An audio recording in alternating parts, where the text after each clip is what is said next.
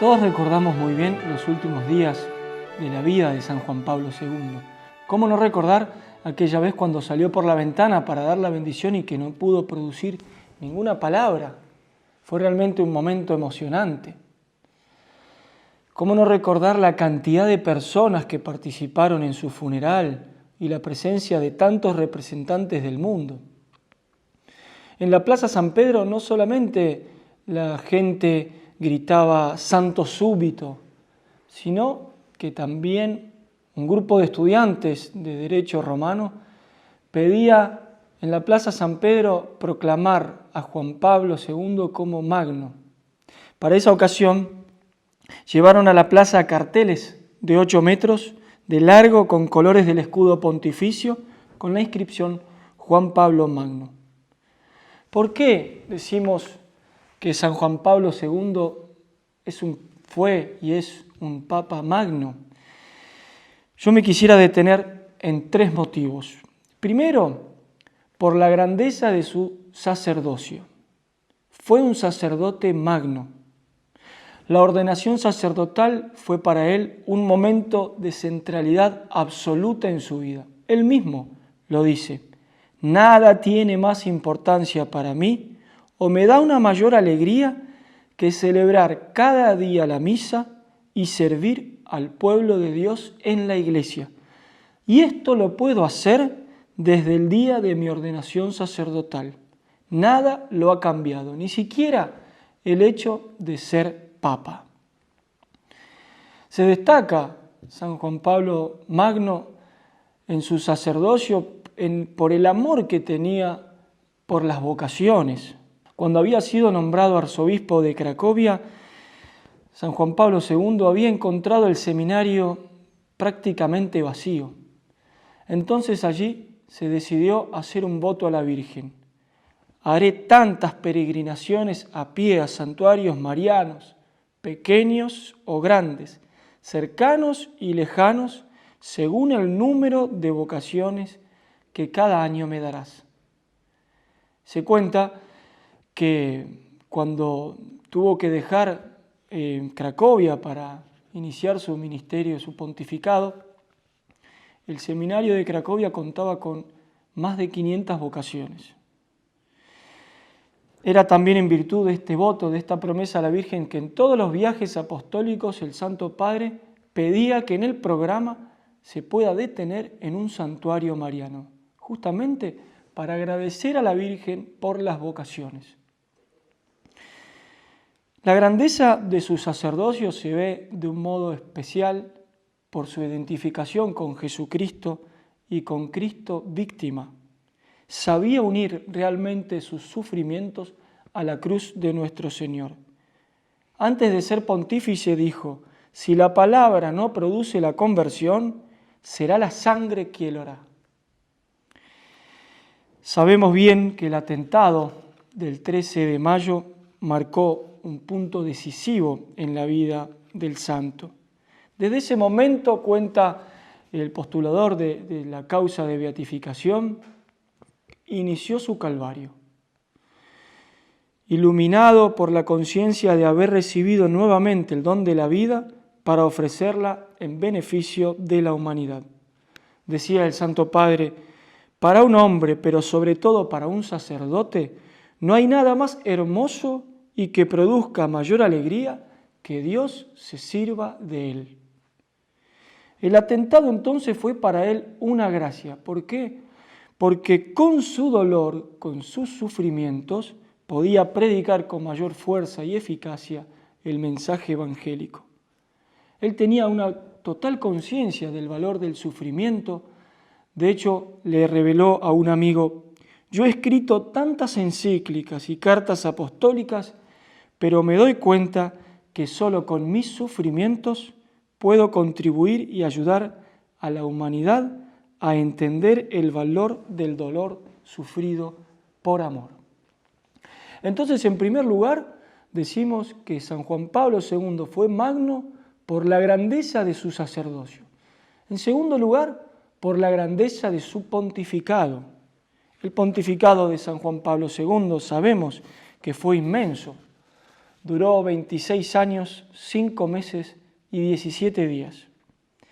Hace poco tiempo el Papa emérito Benedicto XVI decía: en la historia de la Iglesia solo 2 papas, León I y Gregorio I, llevan en su nombre el epíteto de Magnus, y no cabe duda de que el pontificado de Juan Pablo II tiene similitudes importantes con ambos predecesores.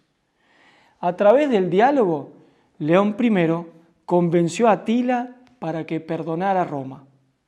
Decía Benedicto XVI, desarmado, sin poder militar o político, sino por el solo poder de la convicción de su fe, logró convencer al temido tirano para que perdonara a Roma. El espíritu demostró ser más fuerte en la lucha entre espíritu y poder. Y decía Benedicto XVI, aunque Gregorio I no tuvo el éxito tan espectacular como León I, también logró proteger a Roma contra los lombardos, logrando oponerse al espíritu, el espíritu al poder y alcanzar otra vez la victoria del espíritu.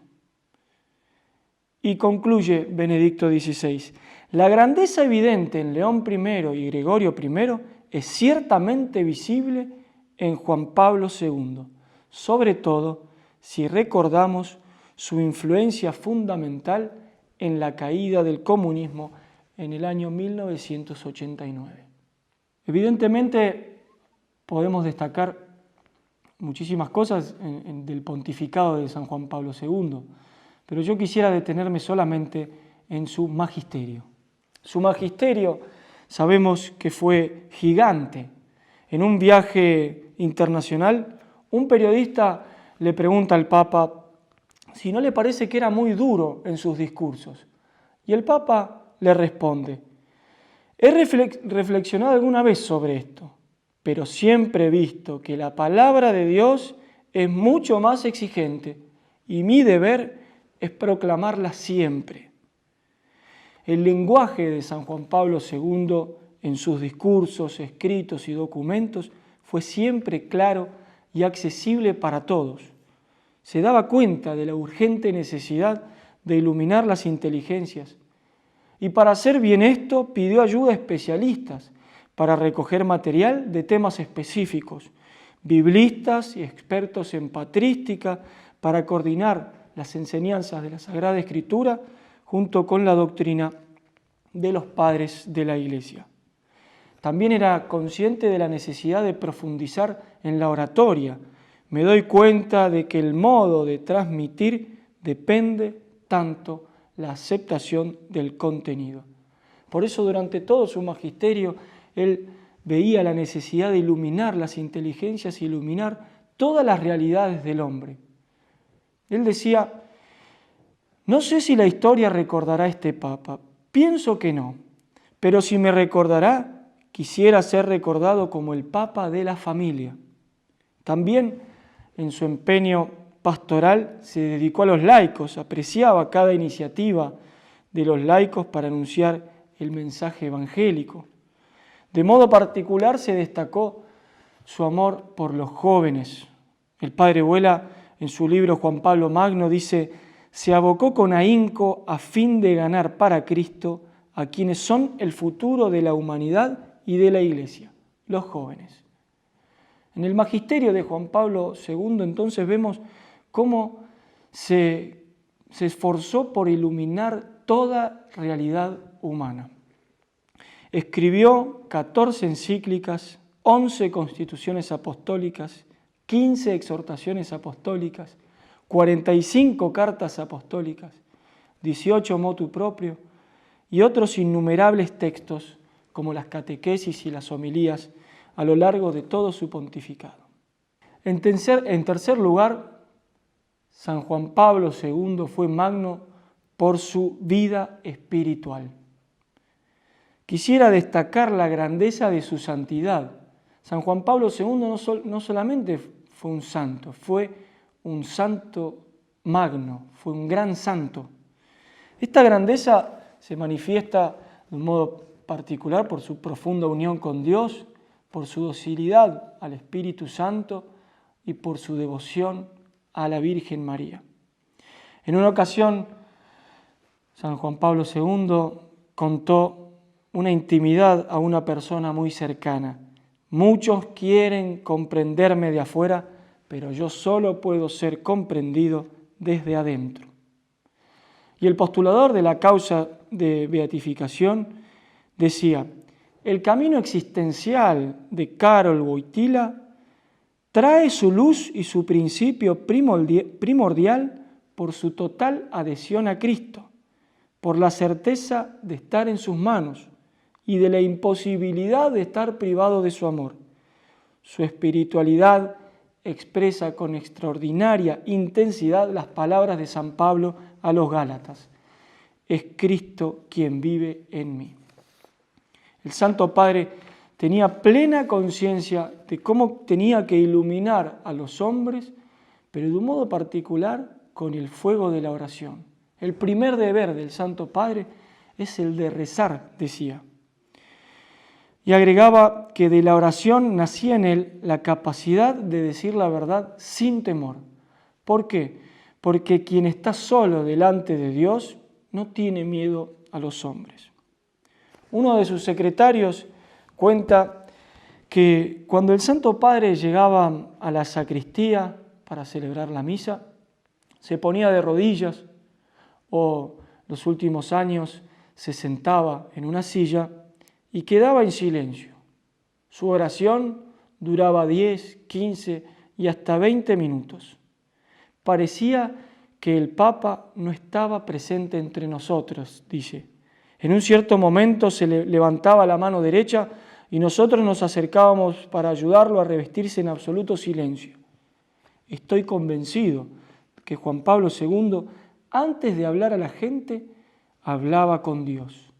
Antes de representarlo, le pedía a Dios poder ser su imagen viva delante de los hombres.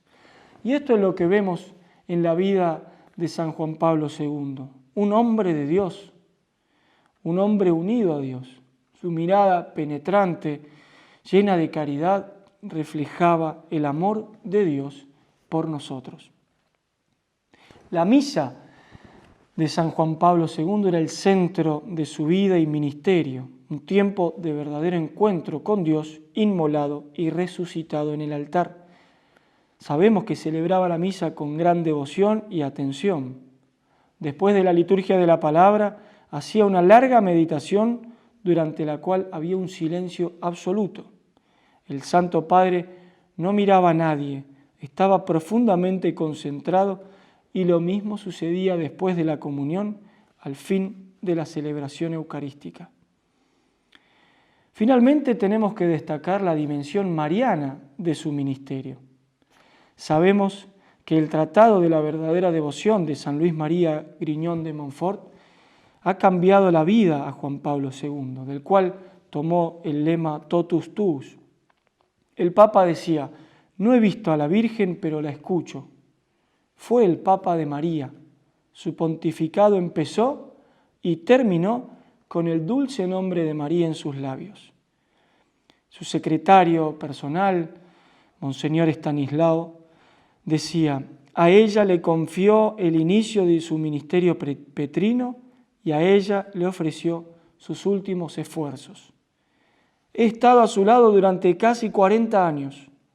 Lo he acompañado en todos sus viajes y en la vida diaria. Estaba también con él el 13 de mayo de 1981. Estaba con el Santo Padre en aquel jeep. Había una gran alegría, pero en un segundo cambió el clima de la Plaza San Pedro y el mundo se detuvo. Y recuerdo aquel día, cuando se acercó a la ventana, pero no lograba pronunciar las palabras de la bendición. Solo tomó una hoja y escribió Totus Tuus. Fue la última frase que escribió en su vida.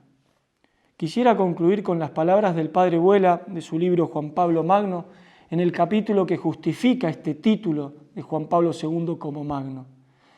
Decía el Padre: podemos decir que Juan Pablo II ha sido grande y será tenido por tal, por haber apuntado hacia el verdadero y único grande, el Dios de la historia, el Dios de la vida y de la muerte, el Dios del tiempo y de la eternidad. Escuchemos nuevamente sus palabras que nos invitan a abrir nuestras almas a Jesucristo, a hacer grandes cosas por Dios, a no ser esquivos a la aventura misionera y a mover a muchos otros a ella. Hermanos y hermanas, no tengáis miedo de acoger a Cristo y de aceptar su potestad. Ayudad al Papa y a todos los que quieren servir a Cristo y con la potestad de Cristo a servir al hombre y a la humanidad entera. No temáis. Abrid más todavía, abrid de par en par las puertas a Cristo. Abrid a su potestad salvadora los confines de los estados, los sistemas económicos y los políticos, los extensos campos de la cultura, de la civilización y del desarrollo. No tengáis miedo, Cristo conoce lo que hay dentro del hombre, solo Él lo conoce. En el nombre del Padre, y del Hijo, y del Espíritu Santo. Amén.